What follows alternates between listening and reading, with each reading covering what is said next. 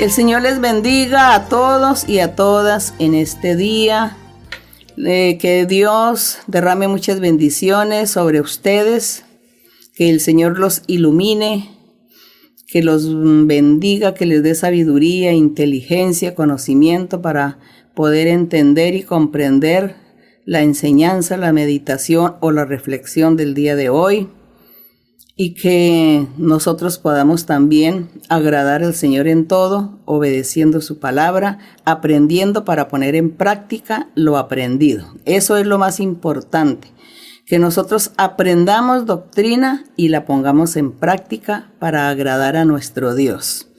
El día de hoy pues voy a contestar a algunas preguntas que los hermanos, yo supongo que son personas recientes en la iglesia que me hacen estas preguntas, porque los hermanos antiguos de la iglesia yo sé perfectamente que ya ellos dominan estos temas, ellos ya saben y conocen sobre todos estos asuntos que voy a mencionar.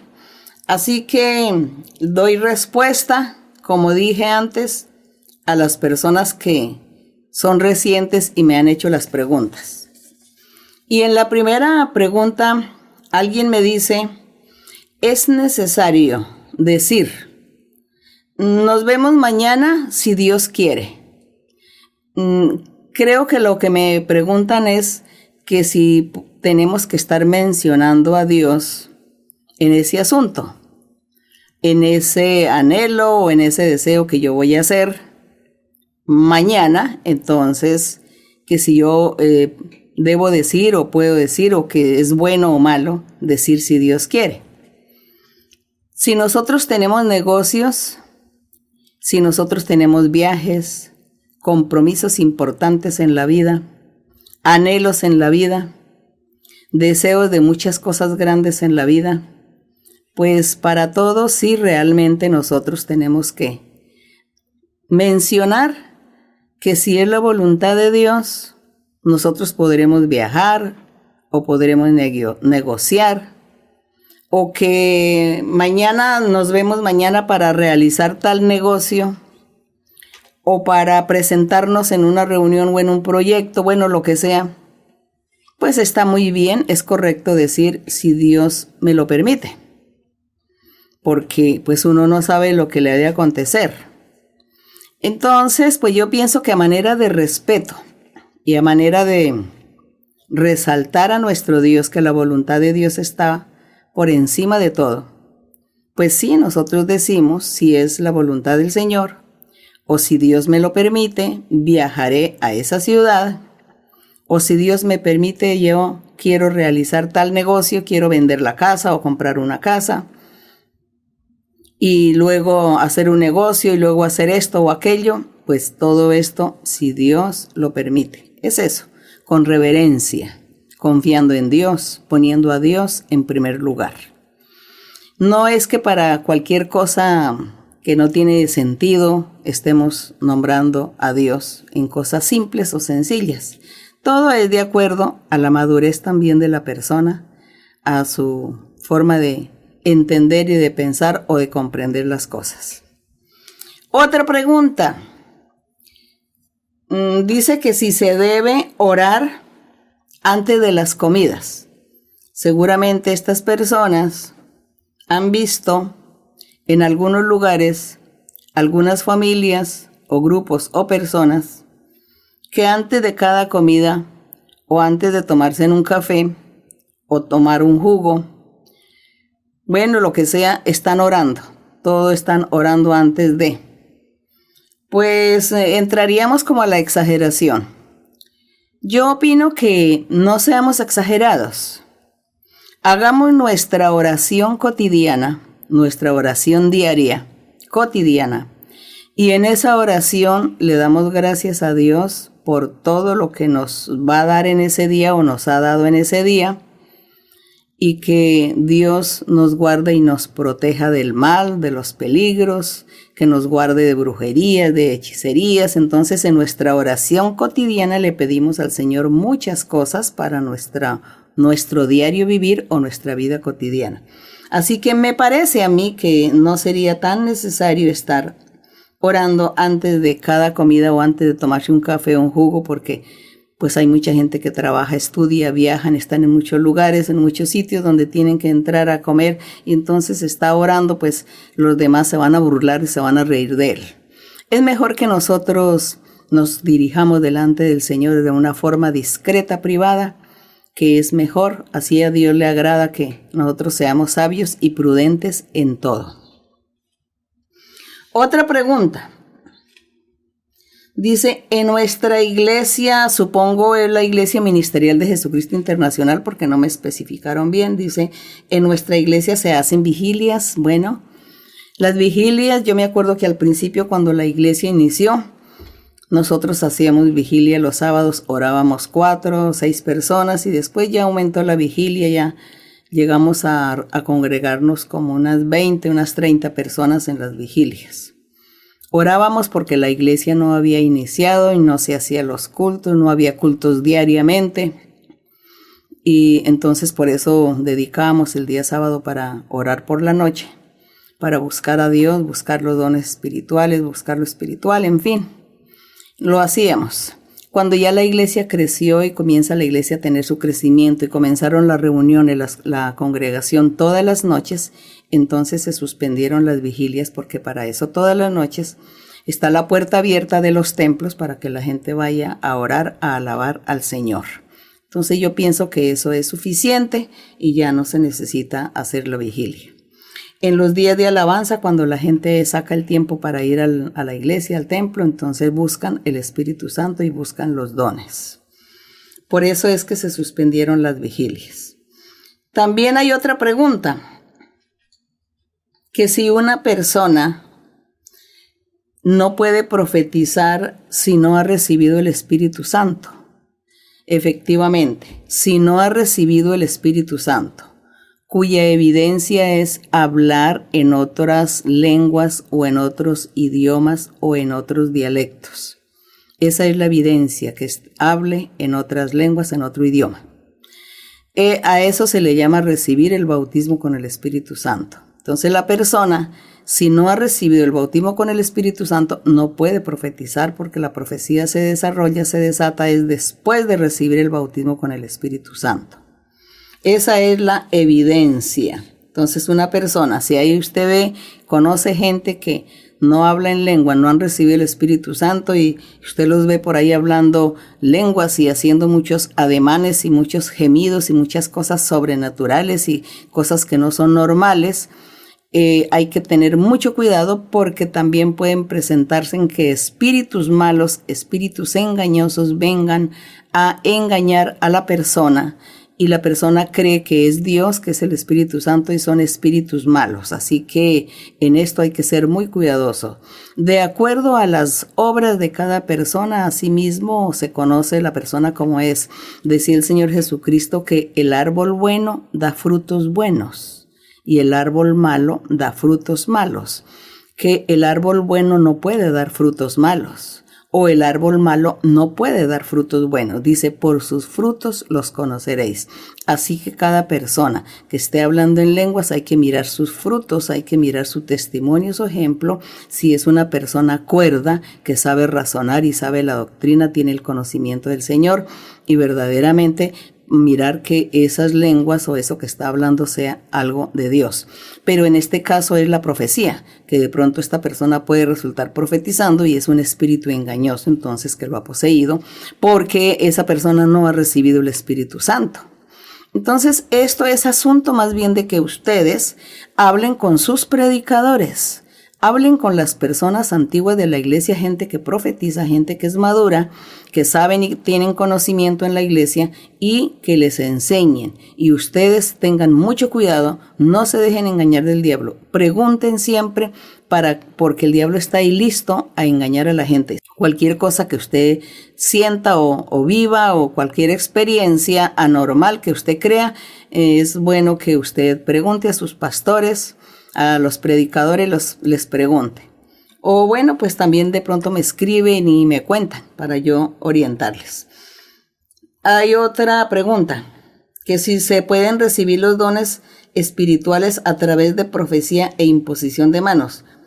Según la pregunta, entiendo que si alguien le impone manos a otro, que en ese momento en la imposición de manos, si se pueden recibir dones o imposición de manos, la persona que recibe la imposición de manos recibe los dones. Sí, eso es así, porque recordemos que el apóstol Pablo le decía a Timoteo que tenía que trabajar sus dones, y su don que Dios le había dado y el ministerio que Dios le había dado a él, que se lo había dado mediante profecía a través de la imposición de manos. Entonces, en medio de la imposición de manos se reciben sanidades, liberaciones, se reciben dones, muchas cosas se reciben a través de el don de la imposición de manos. Así que eso está correcto. Otra pregunta. Dice, ¿por qué los apóstoles no tuvieron riquezas materiales como los antiguos? Ejemplo, Salomón, Jacob, Abraham, José, Job, también, que fueron personajes, hombres ricos. Y dice que ¿por qué los apóstoles no?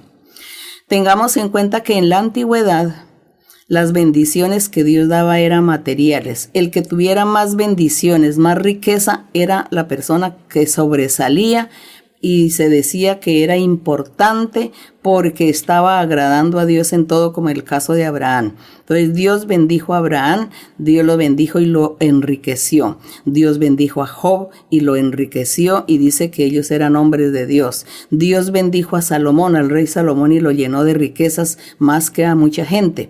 Entonces en ese tiempo todo era físico, todo era material, y todo se resaltaba por la abundancia material, por las joyas, por el dinero, por todo lo preciado. Así era como se resaltaba la grandeza, la bendición y la prosperidad que Dios le daba a los hombres.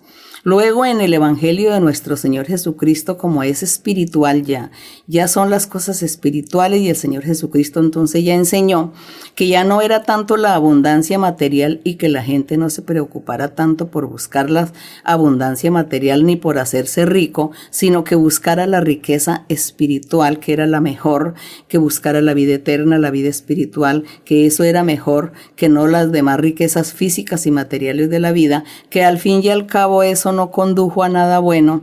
Entonces el Señor como que le da un vuelco ya a esa forma, al sistema.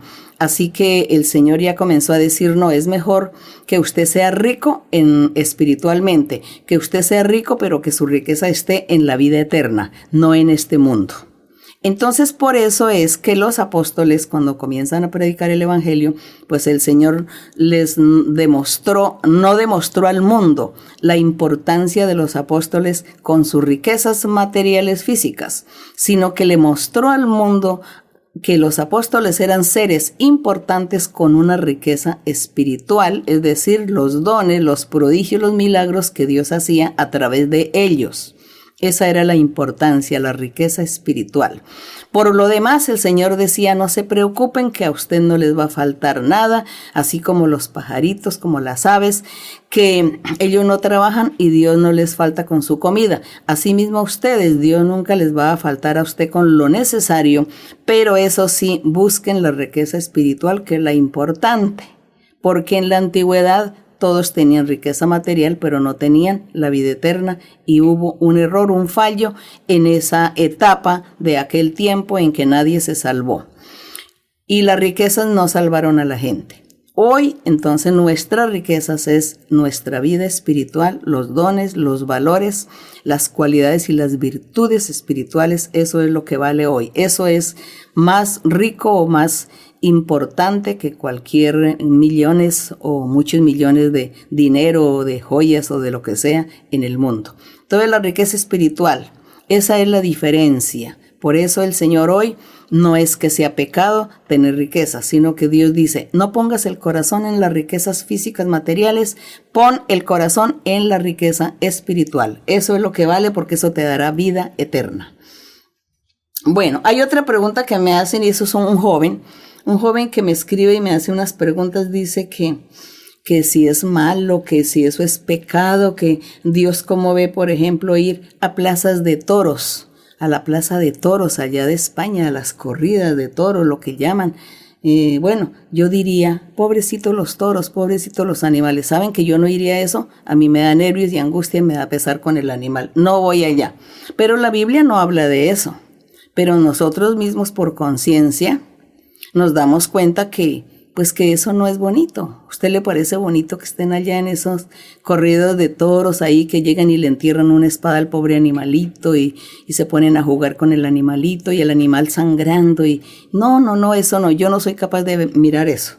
Las galleras, las peleas de gallos en algunos países, pueblos, acostumbran a peleas de gallos, yo tampoco soy capaz de mirar. La Biblia no me dice que sea pecado o no, no menciona esto, pero yo no voy a esos lugares. Yo no miro eso, porque pobrecitos los animales. Es eso. Esa es mi manera de pensar. También dice, ir a los casinos allá donde la gente se va a jugar su dinero. Esos son vicios también. Entonces la gente se le mete ese vicio de estar en el casino jugando su dinero y perdiéndolo. Pero como se le convirtió en un vicio, entonces a él no le importa perder y pierde hasta que quedan arruinados. ¿Saben que yo tampoco hago eso? No, a mí mi dinero yo lo guardo. Yo no voy a ir a regalar mi dinerito por allá ni que se me pierda, no. Yo mejor lo gasto en otra cosa más importante y no estoy allá exponiéndome a perder lo que no tengo. Entonces, pues yo no voy. Pues la Biblia no menciona eso, pero mi conciencia y mi lógica me enseña pues que yo no debo estar en estas cosas. Conciertos, que sí, eso de ir a los conciertos, que escuchar que la música, que el rock, que el reggaetón, etcétera, etcétera. ¿Saben que a mí no me gusta eso?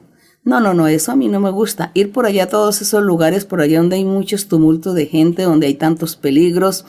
No, que lo pisoteen a uno, que lo empujen a uno y a oír que un poco de ruidos, un poco de cosas. No, yo no. ¿Saben una cosa? A mí como que el apetito se me quitó de todo eso y a mí no me gusta escuchar, ni que me inviten, ni que me regalen a mí los boletos, yo no voy por allá.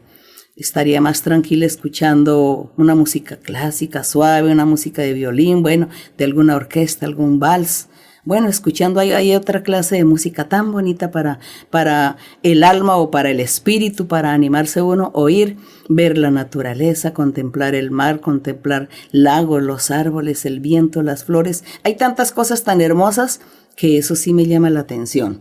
Pero eso del rock y del reggaetón no. Yo no estoy diciendo será pecado o no será pecado. Esos son sus conciencias, su manera de ser de usted, de pensar.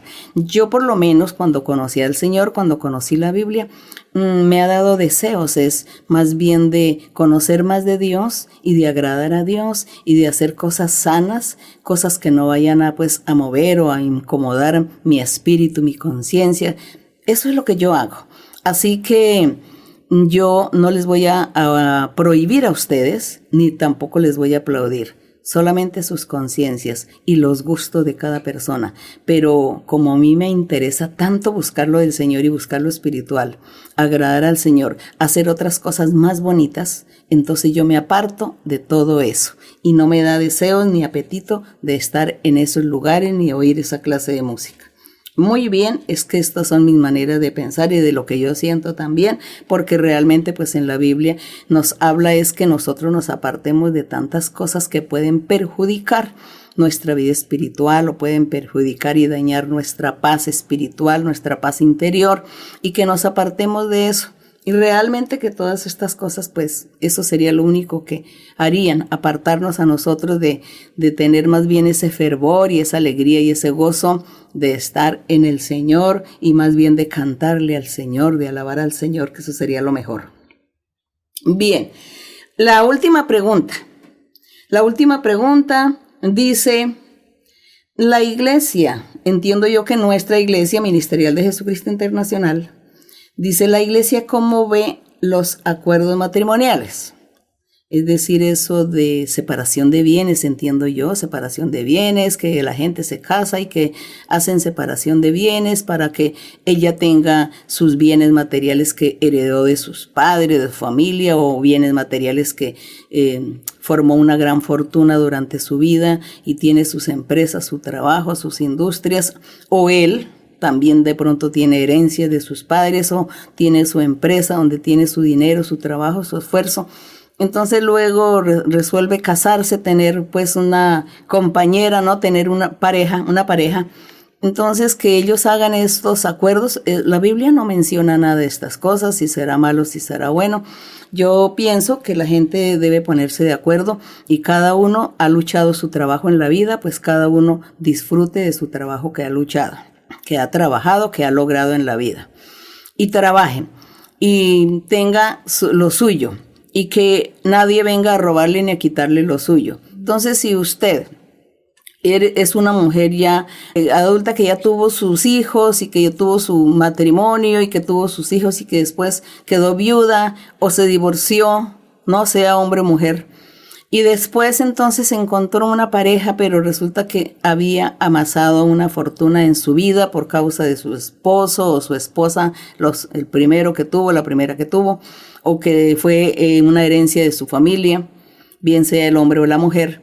Y entonces va y encuentra otra pareja en la vida y quieren vivir juntos, se aman y bueno, y quieren estar porque necesita la compañía, que por el amor, que por esto, lo otro. Entonces ustedes hacen un acuerdo mutuo. Entonces dice, lo tuyo es tuyo, lo mío es mío. No como las canciones, saben que yo he oído canciones que dice que lo mío es mío y lo tuyo es mío. Dice que no, que tanto lo tuyo como lo mío será mío, y así empiezan las canciones. Bueno, esa es lo que la gente, digamos, inventa en la vida, pero como me preguntan que si esto es pecado y que si la Biblia qué opina, la Biblia no dice nada de estas cosas, más bien son los gobiernos, son las leyes en los distintos países que han inventado, han forjado, quizá levantado todos estos reglamentos para ayudar a la gente, ayudar a hombres y a mujeres que no sean robados, que no sean estafados, que no les vayan a quitar lo suyo. Entonces, pues los gobiernos son los que han inventado todas estas cosas, ¿no? Eso es respetable y eso es de mutuo acuerdo entre esta pareja. Yo generalmente nunca he visto cuando una pareja se casa por primera vez y son jóvenes.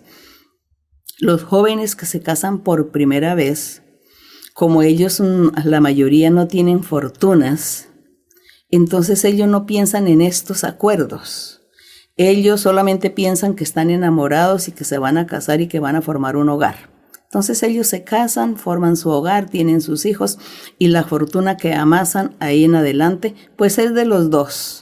Así sea que ella trabaja más que él o así sea que él trabaja más que ella, pero amasan una fortuna, entonces pues es de los dos y de sus hijos. Pero nosotros vemos estos acuerdos más bien es de la gente adulta. Todo es respetable y a cada persona no está ofendiendo ni pecando delante de Dios por hacer estas cosas. Como digo, la Biblia no menciona esto. Bien, espero, mis queridos hermanos y hermanas, que ustedes hayan comprendido, y las personas nuevas, porque yo sé que es gente reciente los que me hacen estas preguntas. Espero que me haya hecho entender y que ustedes pues queden tranquilos con sus preguntas que me hicieron.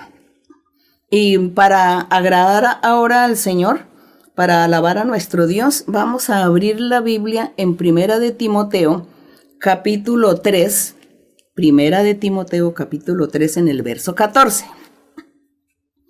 Pero si usted no ha encontrado rápidamente, yo voy a leer y usted pone atención a la lectura.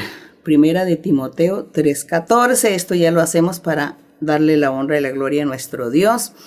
Y dice aquí el apóstol Pablo que le escribe a Timoteo, que él es su discípulo, y Timoteo pues es un joven, un hombre de Dios, y él también estaba presidiendo una congregación o varias congregaciones, y Pablo le enseñaba cómo era que él tenía que enseñarle a la gente y cómo estar predicando y enseñando la doctrina de nuestro Señor Jesucristo, la doctrina del evangelio puro y verdadero del Señor. Entonces Pablo le dice a Timoteo, esto te escribo, Timoteo, aunque tengo la esperanza de ir pronto a verte. Bueno, entonces Pablo quería verlo pronto, pero dice, esto te lo escribo, para que si yo tardo en ir a verte, si tardo, sepas cómo debes conducirte en la casa de Dios, que es la iglesia del Dios viviente, columna y baluarte de la verdad. Entonces dice qué hermoso es, que dice que la congregación es la casa del Dios viviente. La congregación es la iglesia de Dios. La congregación es la columna, es el baluarte de la verdad de Dios, el camino verdadero que conduce a la vida eterna. Es esa, era esa la palabra, era esa la congregación, la iglesia, lo que el Señor Jesucristo había fundado. Entonces dice, y el apóstol ya aquí en el verso 16 dice, indiscutiblemente, dice, sin discusión alguna, grande es el misterio de la piedad, grande es lo que Dios hizo y fundó desde el principio. Grande es que Dios tuviera ese misterio guardado y escondido desde antes de la fundación del mundo. Así que dice, no es discutible, dice que es indiscutible ese misterio.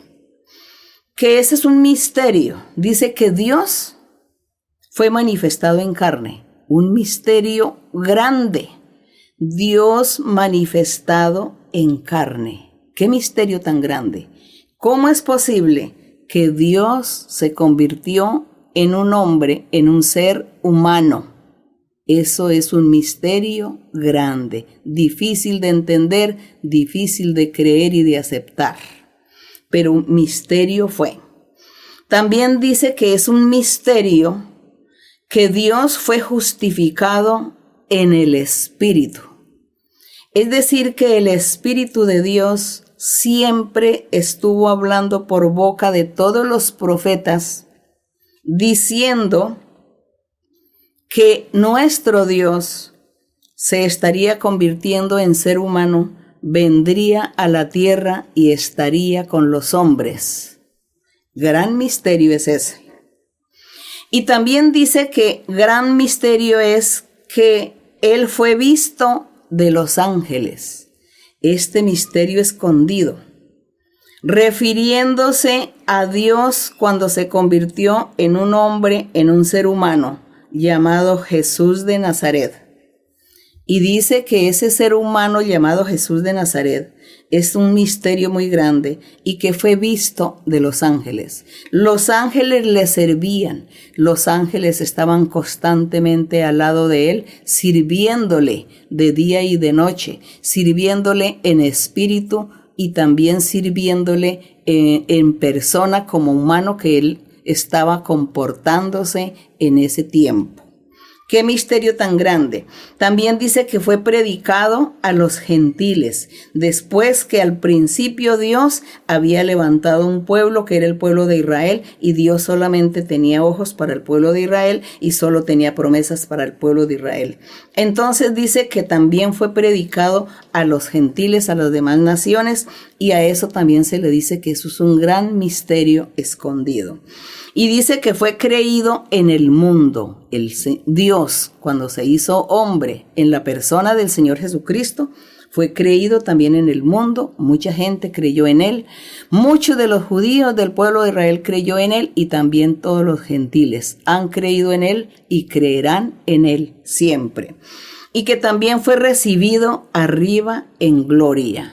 Entonces nuestro Dios, después de que se convirtió en ese ser humano y bajó a la tierra, estuvo con los hombres, estuvo allí, que los ángeles le servían, que el Espíritu de Dios hablaba de él, que el mundo creyó en él porque vio sus milagros, señales, prodigios. Luego de eso dice que fue recibido arriba en la gloria nuevamente ante los ojos de muchos.